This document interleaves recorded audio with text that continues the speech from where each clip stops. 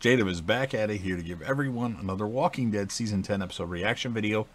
But before I continue with that, it's extremely important, if you're not caught up to the point where I am in rewatching or watching The Walking Dead, that you take the initiative and pay attention to this episode title, which of course I'll put in the description for you. If that's the case and you find out that you're not caught up, I would suggest, and I'm sure everyone else would too, that you don't watch this video any further to avoid any potential spoilers.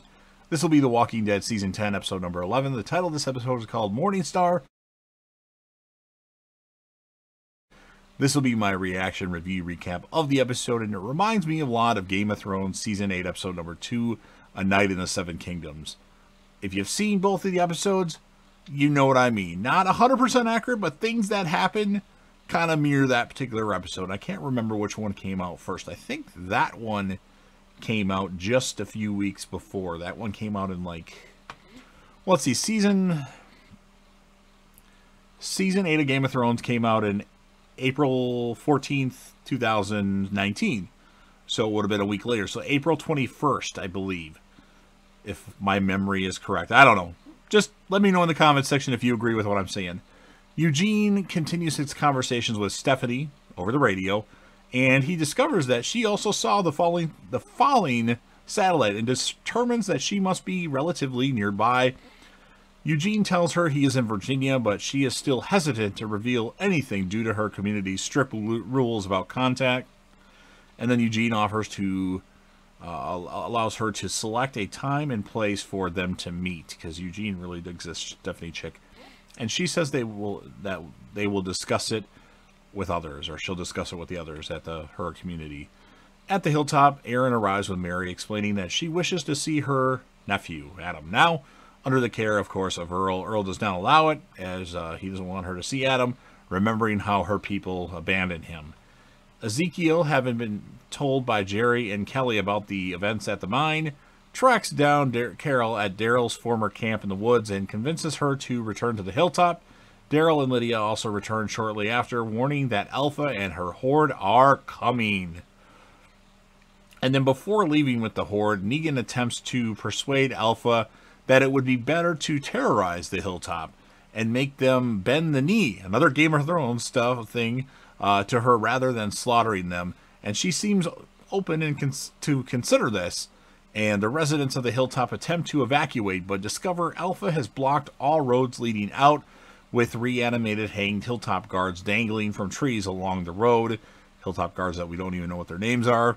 Daryl recognizes this as a Negan scare tactic, concluding that he is now working with Alpha with no other option. They begin reinforcing the perimeter of the hilltop. Rosita comes in search of Eugene and discovers the unattended radio with Stephanie trying to reach Eugene.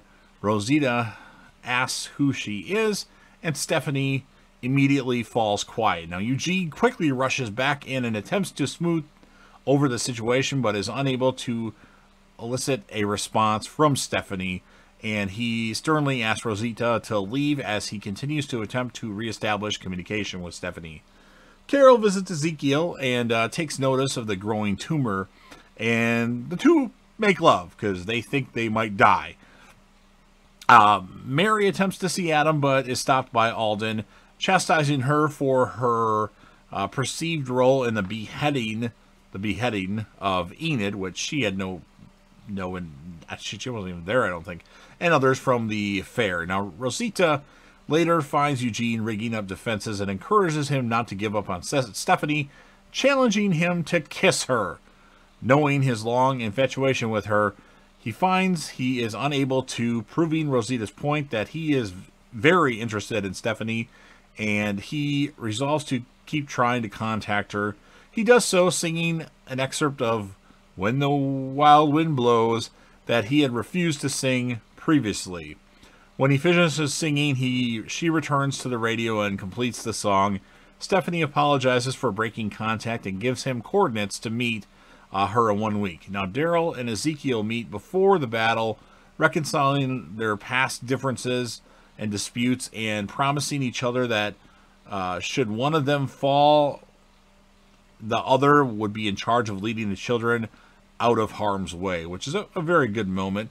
A lot of foreshadowing of death in this episode. Doesn't happen, by the way. Spoiler alert. The residents of Hilltop do gather their weapons and shields outside the walls of the community and prepare to face the Walker Horde. And then the Horde is slowed down by electrical traps and a makeshift barricade which allowed the survivors to kill walkers from a safe distance, which I thought was really cool. The electric traps was cool, but it didn't last very long. And then in the woods, Alpha and Negan prepare for their second half of their plan, or the second half of their plan.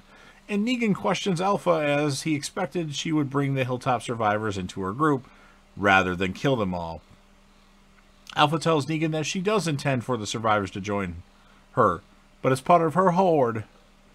Negan is very impressed, or he acts impressed. The Whisperers load up grenades of flammable liquid and sling them at the barricade, the walls of the Hilltop and the survivors themselves. They follow up with the flaming arrows, setting alight the barricade. The flames and the force of the Horde are too great, and the survivors are forced to fall back. And while attempting to re-enter the Hilltop, the outer walls are set ablaze, trapping our survivor group, or surviving group members of all the communities, joint communities, between the fire and the Horde. And that is how the episode ends. A lot of build-up, and then they leave with a cliffhanger. There was a lot of foreshadowing of death in this episode, and we didn't lose any major characters. Maybe a Hilltop background character that got set on fire, and then a bunch of Whisperer / walkers. So I liked it, but it wasn't as good as I anticipated it, and I'm going to give it an 8.2 out of 10. There was a lot of good stuff. I liked the Eugene Rosita, hers asking him to kiss her because she knows that he was infatuated with her for so long. That was good, and there was some other good stuff. But all in all, I'll give it that 8.2 out of 10. Obviously, we're waiting for the next episode, which should be pretty good. My character of the episode is going to be Eugene, because he doesn't get a lot of opportunities to be the character of the episode, but he was a standout character in this particular episode. As well as Daryl was pretty good too, but hey, I can't give it to Daryl all the time, even though he is the main focus of the show most of the time, unfortunately. So, 8.2, Eugene. Let me know what you think. So if you're a fan of The Walking Dead, go ahead and smash that like button. If you know anybody that would be interested in this, make sure you share the video. Leave me a comment in the comment section. Tell me what you thought as far as, is this episode pretty similar to Game of Thrones Season 8, Episode 2, A Night in the Seven Kingdoms, or anything Walking Dead related. And of course, last but certainly not least, don't forget to hit that sub button, subscribe to the channel, join the team, show your damn support, and be a part of something special. And JDev will return.